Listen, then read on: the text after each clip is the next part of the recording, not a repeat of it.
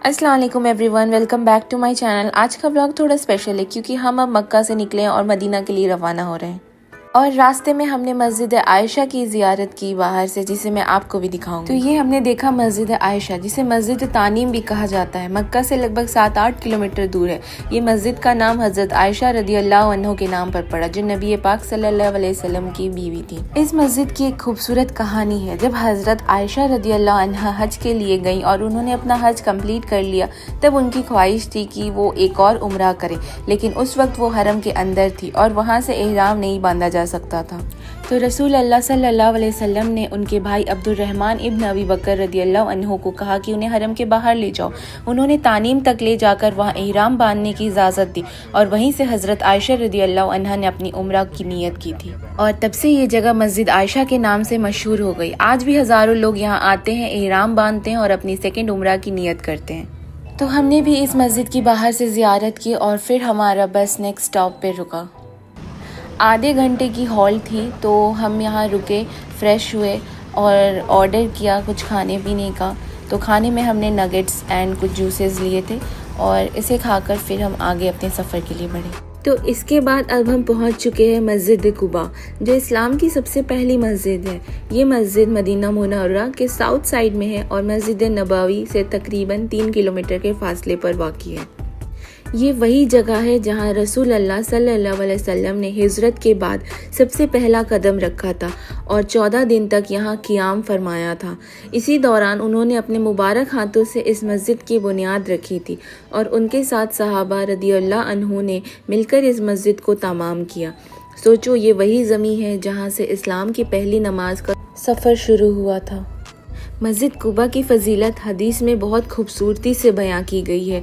रसूल अल्लाह सल्लल्लाहु अलैहि वसल्लम ने फरमाया, जो शख्स अपने घर में वज़ू करके निकले और मस्जिद कुबा जाकर 2 रकात नमाज पढ़े, उसे एक उम्रा का सवाब मिलता है।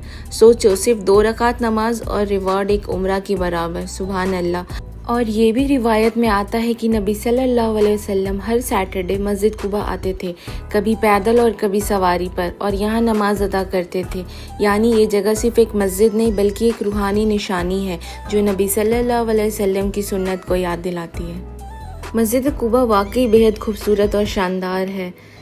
सफ़ेद रंग के गुंबद, साफ़ सुथरा कोर्टयार्ड और हर तरफ एक अलग ही नूरानी एटमॉस्फेयर। ये मस्जिद काफ़ी बड़ी है। हमें अंदर जाने में लगभग 20 मिनट लग गए क्योंकि जगह इतनी वाइड और ब्यूटीफुली डिज़ाइंड है।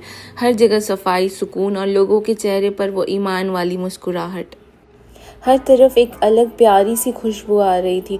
वज़ू खाना भी बहुत साफ़ था और अंदर जाते ही एक अजीब सी सुकून और ठंडक महसूस हुई। ऐसा लगा जैसे पूरा माहौल रूहानी सुकून से भरा हुआ है।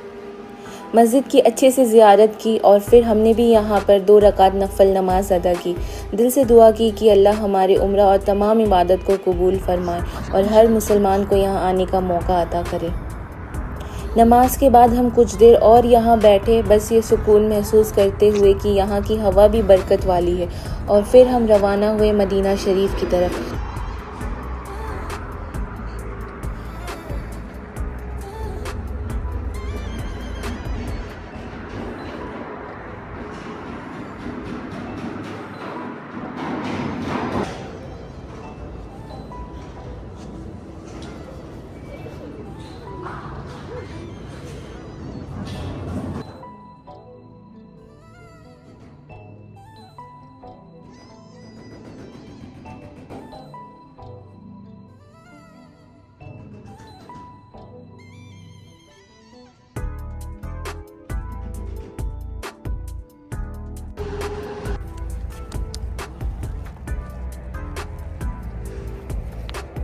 So guys, after a long journey, finally we have reached Medina Sharif. Alhamdulillah, everything went smoothly. We had already done pre-booking for our hotel, and I just want to give you a small suggestion here. If you're coming to Medina, especially with your family, make sure to pre-book your hotel. There are many 3-star, 5-star and 7-star hotels near the Haram, but vacancies are very rare, so it's better to book in advance. हमारा hotel हरम से सिर्फ 1 minute walking distance पर था and मेरे husband ने भी पहले से प्री बुकिंग कर दी थी। हम फजर के टाइम होटल पहुंचे और चेक इन कर लिया। बस इतना कन्वीनियंट और सुकून वाला एक्सपीरियंस था। Now let me give you a small tour of our hotel room.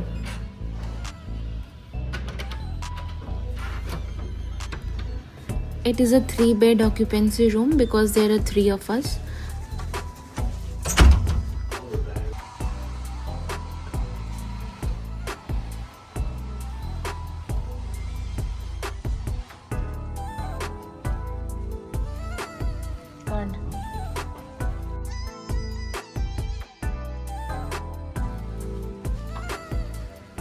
There is a one chair with a table and a drawer, a TV and a mini fridge.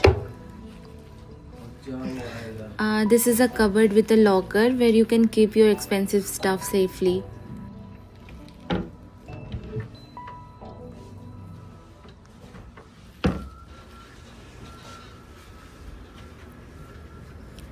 You can see the washroom.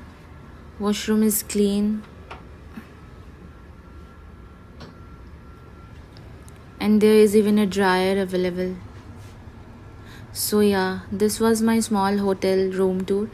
Everything is really nice here and the staffs are very cooperative and helpful.